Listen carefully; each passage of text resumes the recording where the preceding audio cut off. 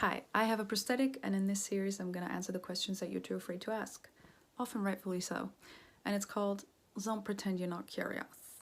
Today with the trigger warnings amputation, accident, and grief.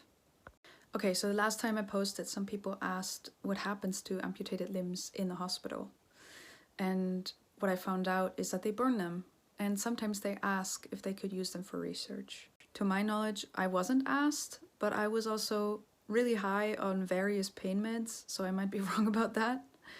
But I didn't even think about it until a friend asked me a month later when I was already in rehab. But I did get back the shoes that I wore when the accident happened. And in the winter afterward, I had this urge to have this ritual with my friends and family. And so I wrote a letter saying goodbye to my leg, which was about the hardest thing I'd ever done. We went to my favorite spot that I walked to basically every day when I still had two legs.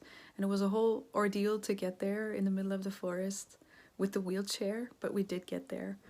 And then we wrote down messages to my leg on little post-its, like what the others would miss about me with both of my legs and what I would miss doing with my leg, like jumping and running and squatting.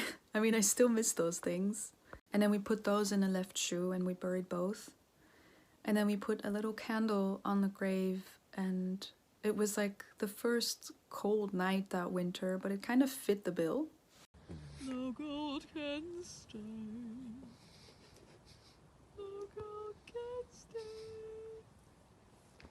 What if my hard work ends in despair? What if... Okay. En zo lieten we Lucy achter. And every year on the day that it happened in March, I invite over my closest friends, and we make a new beautiful memory to kind of outdo this one terrible memory on that one horrible day 4 years ago. So this is the third time we're doing it, and I can say it's working. I'm looking forward to it, actually. Of course, I'll show you when the day is here.